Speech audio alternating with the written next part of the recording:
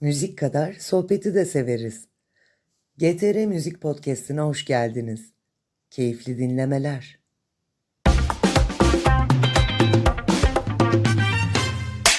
Efendim Kat'ın yeni bölümüne hoş geldiniz. Bugün yanımda yine sanal dünyanın nabzını sakin bir hemşire gibi tutan, bir sanatçının ruhunu en doğru stratejiyle buluşturan, her projeye pamuksu dokunuşlar yapan Esra Gençkaya var. Teşekkürler Sinem. Benim de yanımda bugün müzik dünyasının ve sanatçının tüm karmaşasını keskin bir nezaketle yöneten, aynı zamanda sanatçının duygusal nabzını tutan sevgili Sinem Türkmen var. Ya biraz kendimi alkışlatabilir miyim acaba? Evet, teşekkürler. İçimden Sağ ol, geldi yani. sağ ol.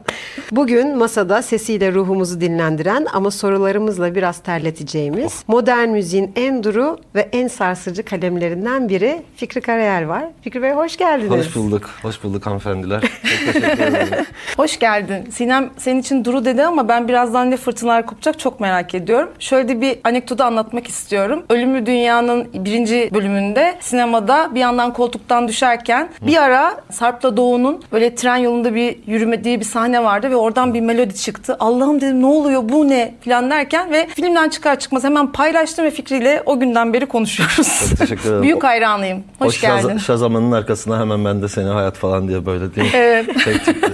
Vallahi teşekkür ederim. Evet, bugün bu yol bizi nereye götürecek biz çok merak ediyoruz. Şimdi neler oluyor, neler bitiyor senden birazcık bir info almak isteriz Olur. öncesinde. Son neredeyiz gibi değil mi? Evet. Vallahi ne kadar zoom in yapacağımı bilmiyorum hiç bu sorularda yani. 1-2 günde miyiz falan. Güzel her şey. Kışı geçirdik zaten o malum. Yaz heyecanlandırıyor bizi. Bahar iyi geldi işte. Güzel bir şarkı yapıyorum. Ona çok heyecanlanıyorum. Birkaç bir şeyle uğraşıyorum tabii arkadan. Konser takvimimiz önümüzde. Böyle heyecanlandığımız şeyler var şu Güzel an. bir şarkı daha galiba. Yani Evet. o biraz eksik oldu. Güzel bir şarkı daha olması lazım. Evet. Hepsi çok güzel çünkü. Heyecanlandığım bir şey. Harika. Sandalyeyle ilgili söz vermiştim bu arada ekibe ama şimdiden başladım. Şimdiden özür diliyorum. Biz, Bütün bölüm biz onu için. çözebiliriz. Biz onu çözebiliriz. Tekrar hoş geldin. Hemen sorularıma başlıyorum. Kıbrıs'ın o kendine has bir dinginliği olduğunu biliyoruz. Yavaşlığı, acelesi olmayan ruhu. Senin müziğinde bir avantaj mı yaratıyor yoksa İstanbul'un bu kaotik yapısı seni biraz daha karmaşık bir haline mi getiriyor? Sen müziğinle bu lokasyon bildirimlerini nasıl betimleyebilirsin bize? İstanbul'un ritmi, aceleciliği ve tabii kaos karmaşıklığı da adapte olmam gereken bir şey oldu tabii ki. O yüzden bence karakterimin artık belli bir parçasını oluşturuyor artık belli bir zamandan sonra. Ama Kıbrıs'ın dinginliğini, ki sadece Kıbrıs'ta değil o dinginlik ama benim özellikle içimdeki dinginliği gerçekten muhafaza etmeye çalışıyorum. Yani ona çok dokundurmamaya çalışıyorum bazı şeyleri ki o özelliğimi taşıyabileyim yani İstanbul'a da başka yere de onu kaybetmemek için. Yolu yazdığın günkü Fikri'yle bugünkü Fikri yolda karşılaşsalar sarılırlar mı yoksa tartışırlar mıydı? Sarılırlar, ben sarılırım kardeşime falan diye böyle. Esra da sarılır gibi baksana. Ben de sarılırım. Evet yani güzel her gün sanki başka biri gibiyiz de bir noktada yani gerçekten dönemlerimiz var. O dönem onu yazdırtacak bir dönemdi. O adam da öyle bir adamdı. O sözler her seferinde beni oraya götürüyor zaten. Peki dürüst olman gereken bir soruyla geliyorum şimdi şarkı yazmaktan bahsedince.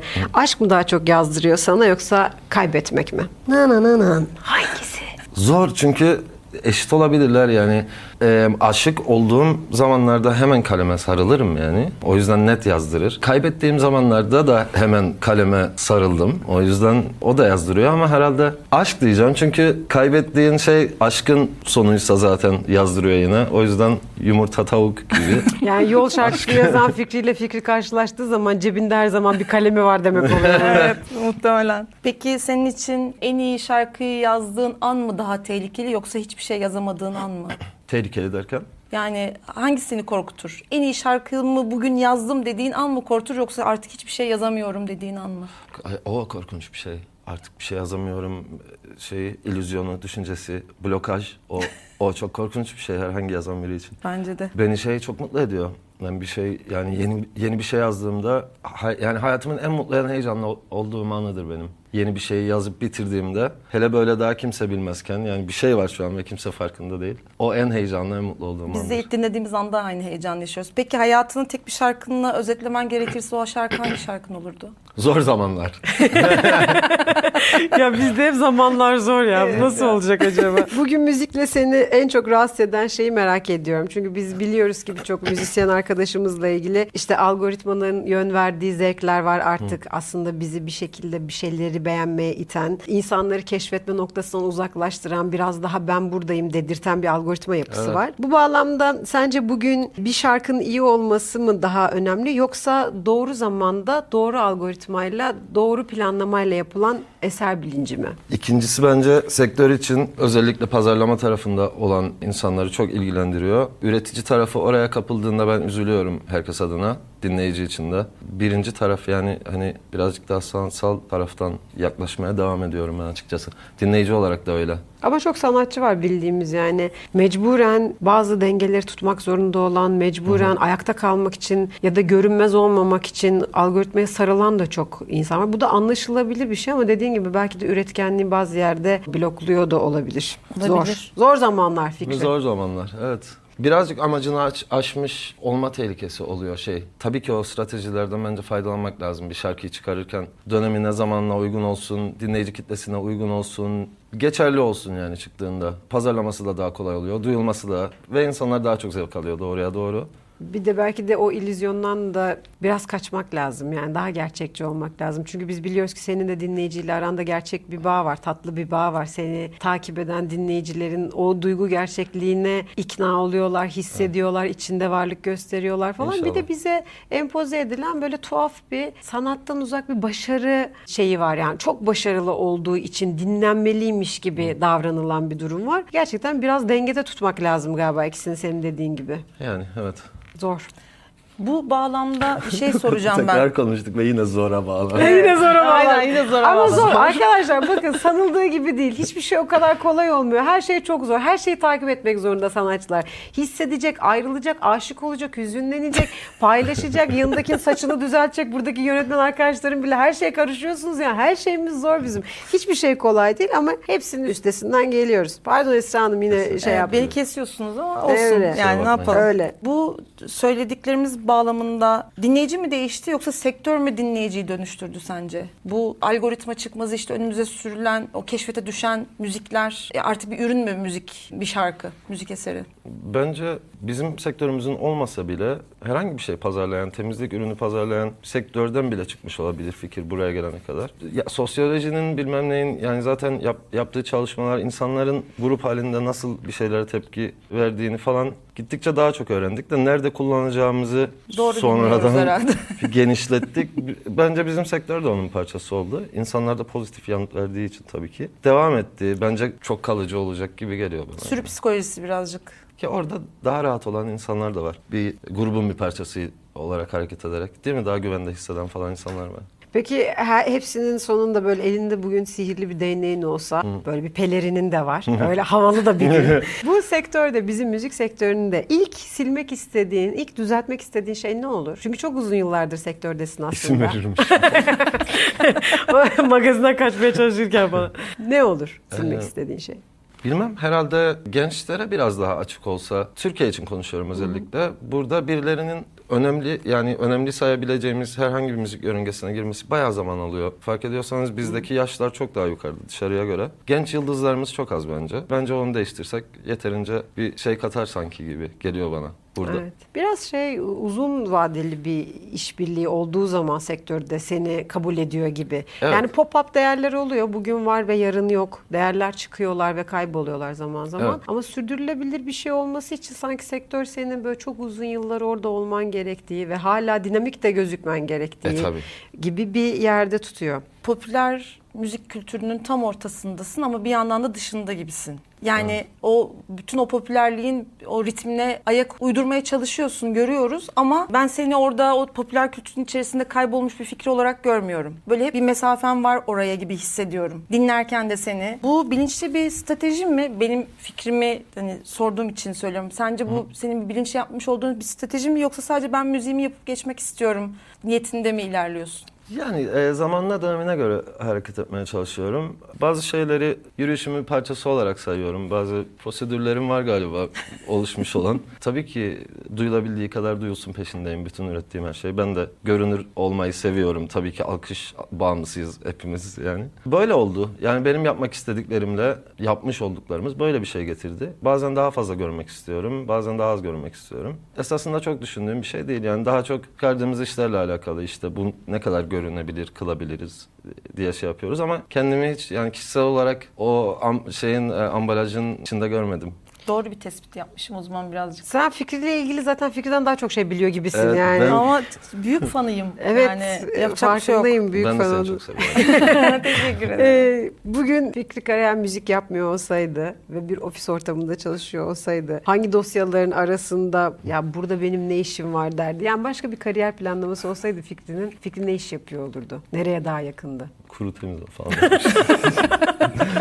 Laboratuvar. Kimya. Evet. Var mıydı öyle bir yatkınlık? Yani bitirmediğim bir biyokimya okulum var. 2 senelik mezun olarak bir laborant şeyim var. Bir teknikerim en azından. En azından. Ama hani yakışırmış ha Fikri Evet, böyle değil mi? beyaz gömlekler falan değil mi? Böyle gözlükler, eldivenler çok falan. severim. Çok güzel olurmuş o da. O da değişik bir paralel evrende bir fikri yaratma fikri çık aklımdan. Kesinlikle. Bilgisayarında ya da işte not defterinde, telefondaki notlarda bu çok güzel oldu ama insanlar bunu duyarsa benim hakkımda ne düşünür diye böyle yayınlamaktan korktuğun bir şarkı var mı? Yok galiba o tarz bir şey. Yani bunu düşünürlerse... Ya özellikle şarkıysa zaten bir şekilde ben onu mecazlamışımdır bir şekilde. Yani öyle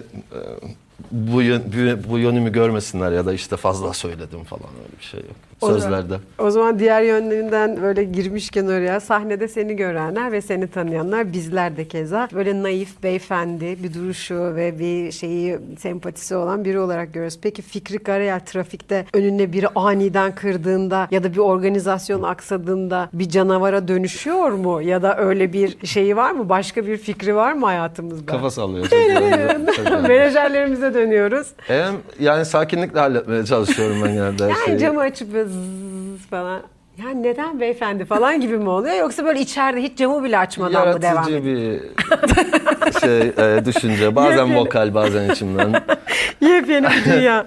Yardımcı olmaya çalışırım genelde. Trafikte falan özellikle böyle hep önümü izlerim. Onun da önünü izlemeye çalışırım falan. Bir şey olacaksa kestiriyorumdur zaten. Bekliyorum yani hiç. Sakin. O Aynen. zaman o naifliği ve beyefendiliği zaten özel hayatında da daha çok kolluyorsun gibi düşünüyoruz. Elimden geldiğince. Şartlar izin verdikçe. Müzik dünyasında işte aslında herkes böyle farklı olma çabaları içerisinde işte saçımı değiştireyim, işte daha marjinal kıyafetlerle giyeyim, biraz allı pullu ceketler giyeyim. Evet. Ondan sonra böyle hep bir daha da görünür olmak, o sahnedeki daha da görünür olmak çabası içindeler ya. Sen de bazen ya ben de biraz saçımı değiştirsem gibi böyle aklına bir şeyler Değiştireyim mi geliyor saçımı? mu? Değiştireyim mi? Onu mu demek? Yok yani hani öyle bir şey yapıyor musun ya? Çok da değiştirsem mi acaba yoksa? Yapıyorum. Yazları biraz boyuyorum işte. Ondan sonra arada kesmiyorum çoktandır. Böyle bir kesme geldi ondan sonra Gökhan yapınca dedim şimdi Gökhan takılıyor.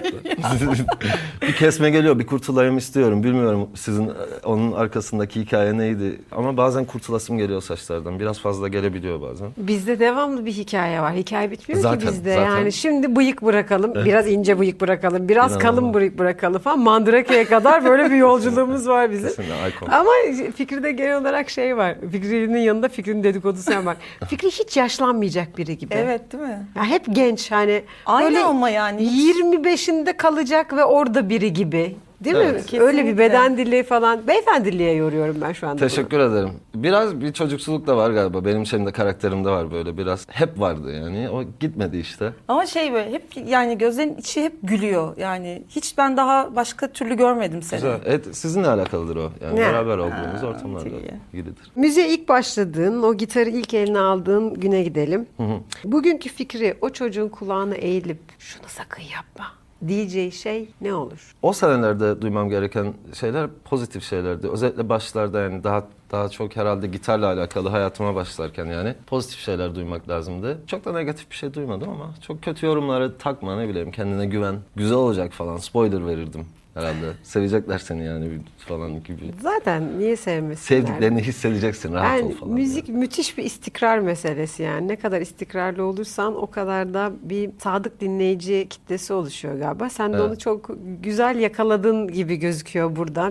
Biz en azından o sadık dinleyicilerdeniz. Dolayısıyla harika bir yolculuğun içinde olduğunu biz görüyoruz. Özellikle şu Ankara'da CSO'daki konserlere falan böyle ben müthiş bir mutlulukla böyle keşke orada olsaydık diye izledim. Çok güzel bir ekip var Keşke. orada. İnşallah çok denk gelirsiniz. inşallah beraber de bir şeyler yaparız. Çünkü çok güzel işler gerçekten. Üzerinde incelikle düşünülmüş, güzel planlanmış. Bunları çok kıymetli buluyorum. Çünkü öbür türlü hepimiz her şeyi her yerde çok sıradan bir şekilde hiç değiştirmeye gerek duymadan, belki saçın bile fazla gelmeden, hiçbir kitleden vazgeçmeden devam ediyor olabiliriz. Ama Evet. senin bu riskleri alıyor olman çok kıymetli bence. Müzikte beraber yol almak bir şekilde aynı denizde böyle birbirimize el sallamak harika bir şey bence. Çok güzel. Burada yeri gelmişken Duru Hanım'a da buradan el sallıyorum. Çünkü o da burada bizimle beraber. Genç menajer arkadaşlarımızdan çok kıymetli buluyorum genç birliktelikleri. Çok daha güzel olacağını düşünüyorum. Benim başka böyle çok fikri yıpratacak sorum yok gibi. Çünkü Benim de kıyamıyor yok. gibi de Ben bir yerdeyim. O kadar yani pozitif. şeyim yani yeri bende çok ayrı. Hani İnşallah bir de- ağlarsın da burada Yok bize yani, malzeme ağrıma- çıkar. Ama sen de o Zaman ana gelince sen de ve sen gidince. Ya. beni ağlatmaya niyetli.